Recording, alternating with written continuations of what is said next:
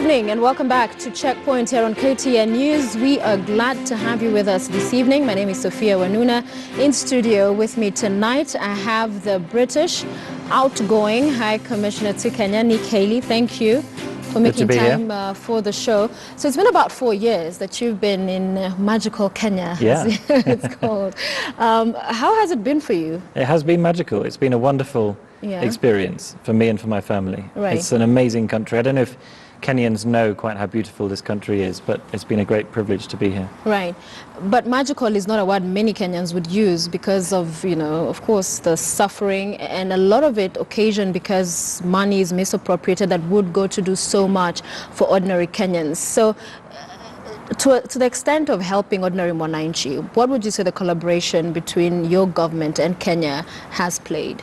Well, I think ordinary Kenyans would be right to say what you've just said, because if there's one thing that will really change the future of this country for the better, I think it's dealing with corruption. Every country has its challenges, but here in Kenya, I think this campaign against corruption is so important for the future of the country. Yeah. So what we're doing is, we're working with the Kenyan authorities on a number of investigations.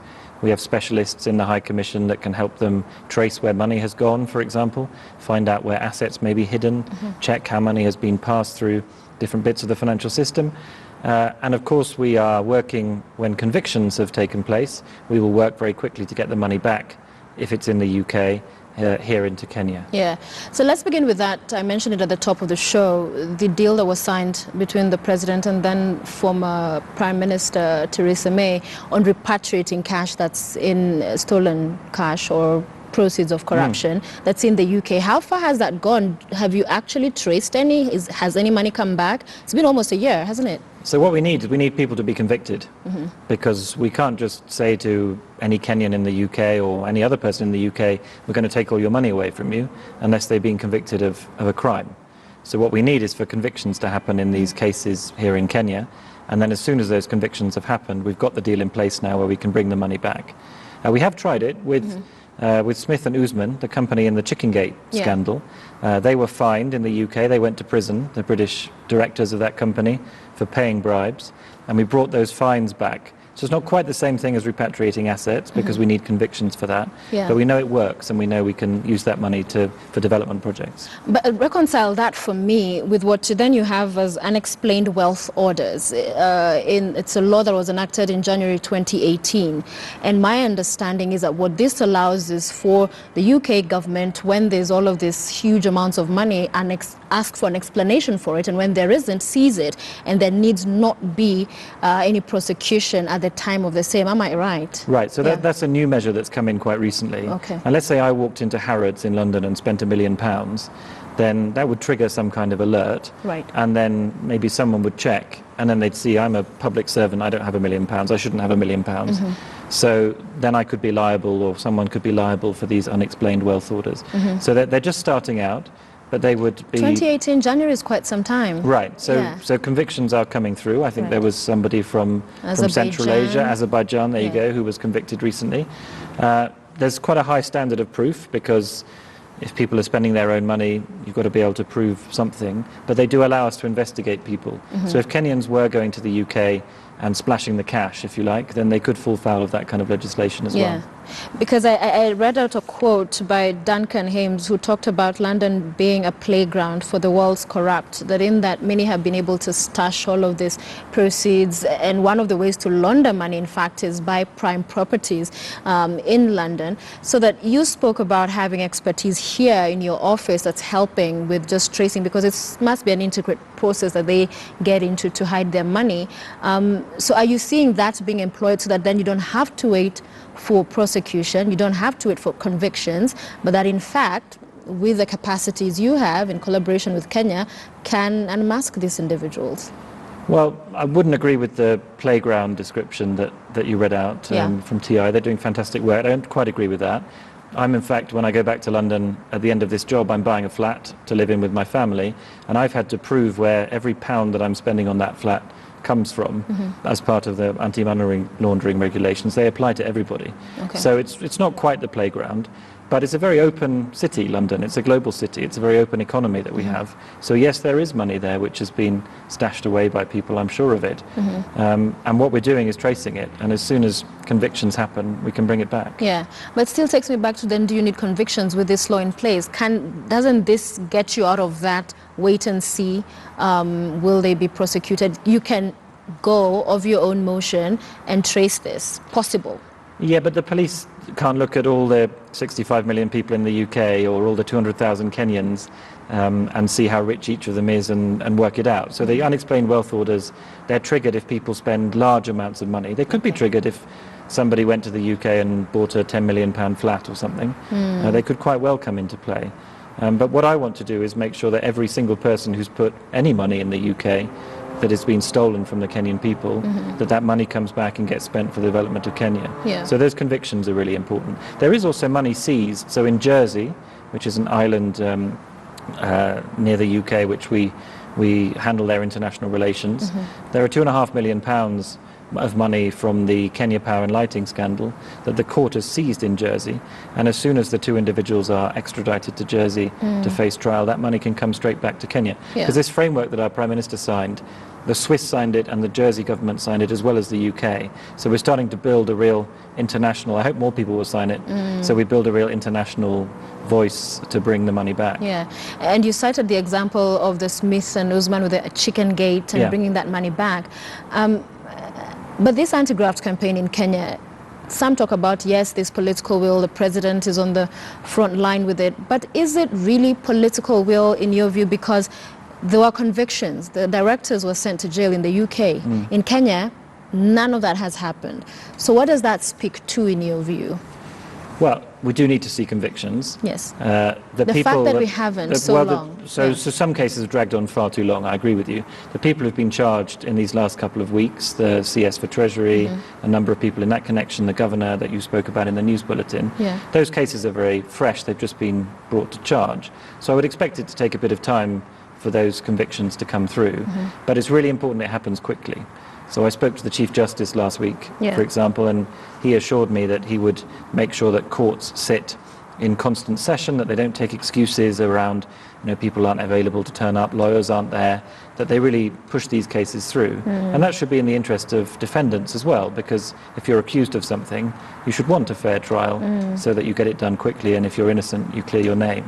So I think there's a whole lot, in short, to be done to make sure the cases get processed quickly now. And yet those assurances, Kenyans keep getting them, but to the point of the case on Chicken Gate, this was 2013, and to have seen convictions happen in your country, there was evidence. You'd imagine it would then quickly at least help and make it easier for the same to happen here, so that even, yes, with these fresh arrests and prosecutions and charges being read out, there's a cynicism settling in that, oh, well, wait and see, same script, different cast. Do you worry about that for Kenya? I do worry.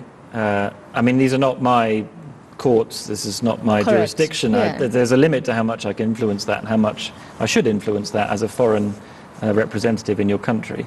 But as someone who cares about the country, I do worry, because I've seen many spikes of attention, even in the 4 years I've been here, and then things go a bit quieter and people kind of forget about it and they move on. Now, I do believe that in the DPP and the EACC and the DCI, the President has appointed some really serious people now to take these cases forward. And I think the fact that serving ministers and serving governors have now been charged and are spending their nights in police cells, that demonstrates seriousness. But it's not enough, you're right. And I don't presume that these people are guilty, but the cases have to go through. They have to be brought to their conclusion, and that takes the police, the judiciary, it takes a lot of people to work together to make it happen. And that principle, one is innocent until proven guilty, is sometimes used even because you have spoken about public officers, especially when charged, should step aside. But many then, will hatch on and latch on, I'm innocent until proven guilty, so I can't continue with my work. So that, for instance, you have the Deputy Chief Justice was charged, the matter is, I believe, under appeal, but has also been moved to the Judicial Service Commission, for which she's a member, but continues to serve.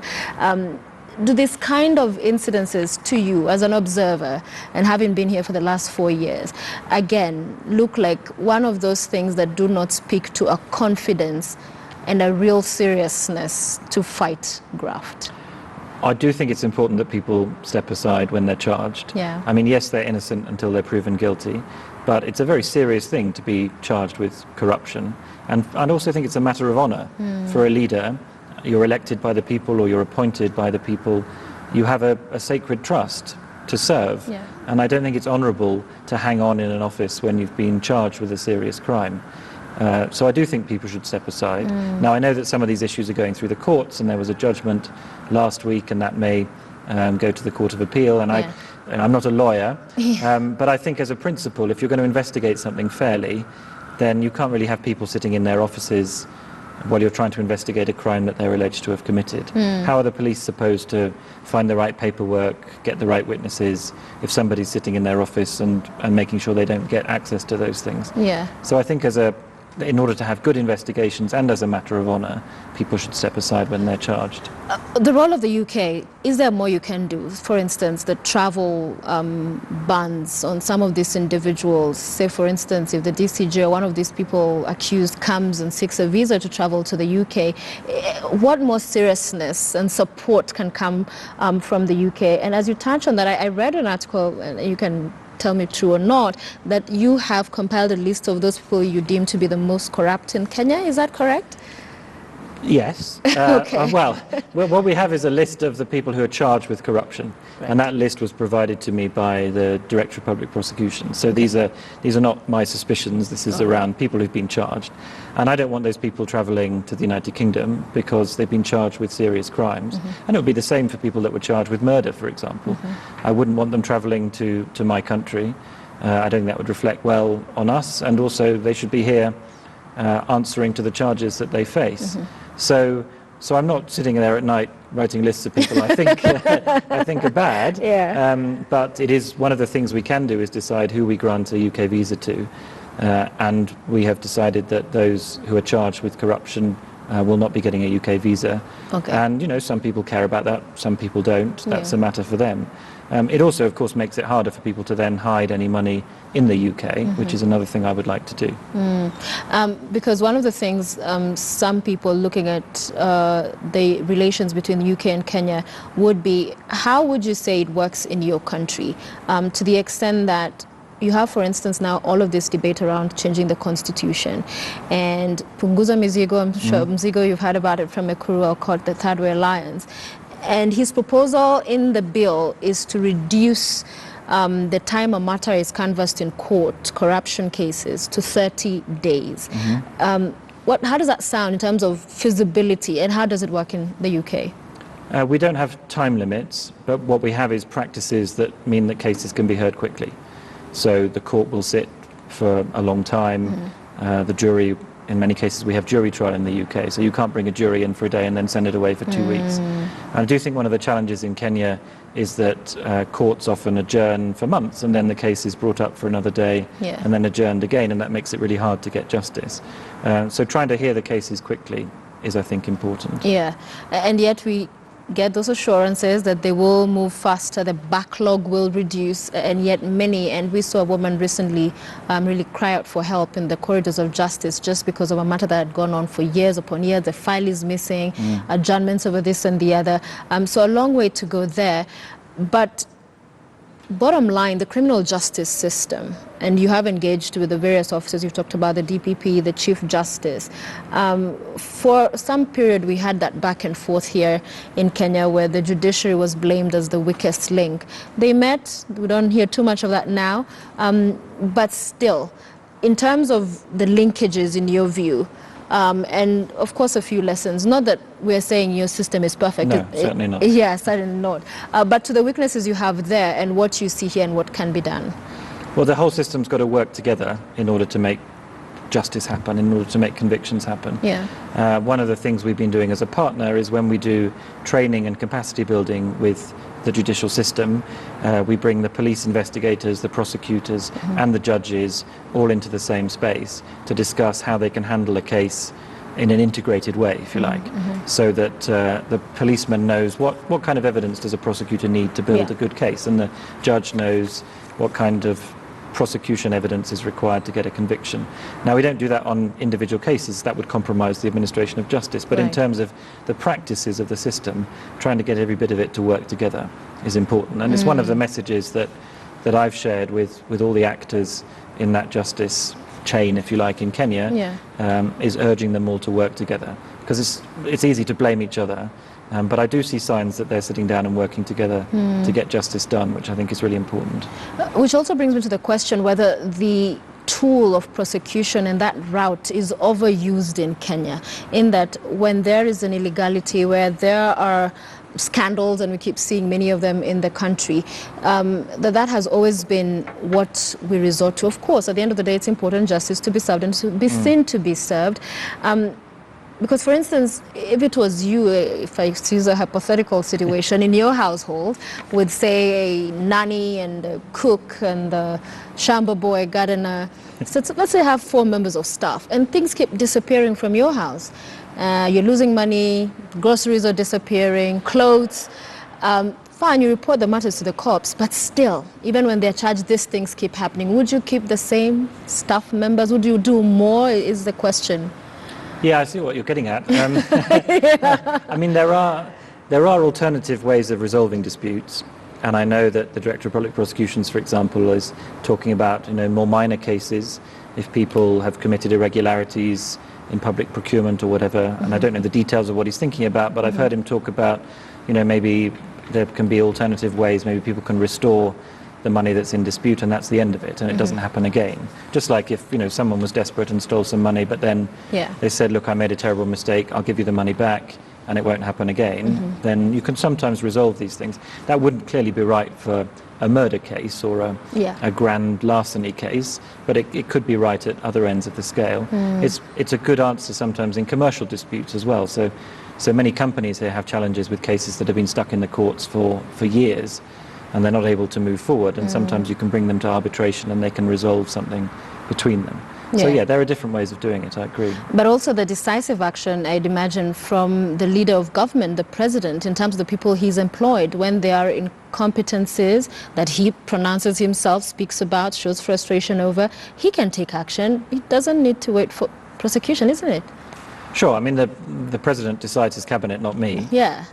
I noticed that he has replaced the cabinet secretary for Treasury, who has stepped aside from his role, which, having been charged, which I think is a good thing. Clearly, he could not be properly investigated, as I've said, if he was still in his office. I mean, ultimately, this is a democracy, and I think one of the important things for Wananchi is to vote out corrupt leaders. I think Kenyans have a pretty good idea of who is honest and who isn't. And sometimes there's this sense, oh yeah, well, maybe this guy's corrupt, but he's corrupt for us. He's bringing money he's our person. He's our person. He's bringing money to our part of the country. And so prosecute the other guys, but don't touch my people. But I think we've got to move beyond that, because there are honest leaders in Kenya doing great things for their people. And democracy gives Kenyans, at least our countries are democracies, we have the chance to kick these people out if we don't like them. And I think that's important. The weaponization, the possible weaponization and politicization of the anti-graft campaign, we've seen the deputy president come out publicly to say that he's been targeted and that some projects have been targeted, some communities have been targeted. In your view, what's the danger of this campaign taking that trajectory, or when you hear those kind of sentiments made at a person of that level, what does it speak to for you? I think what's important is that the law operates, and I mean, clearly if we all had a sense that only one set of people were being targeted, we would worry about that. It does feel to me, looking at the charges that are being laid in these different cases, like there is a range of people to pick from, if you like, sadly. And clearly, if we felt as your partner that this campaign had a political motive rather than a justice motive, we would be less engaged in it. But we don't feel that way at the moment. And it feels like the law is operating and the institutions are doing their job. And I think the Deputy President, who you mentioned, actually said that earlier in your news bulletin, that the institutions should be allowed to get on with it, and that would certainly be my view. Well, he also said in a different clip at a different time that the DCI was misleading the country, so... Well, I won't argue with His Excellency on live TV. I think that would be... We're going to take a break on that note. You're watching Checkpoint here on KTN News. Thank you for staying with us. We'll be right back with the outgoing British High Commissioner to Kenya.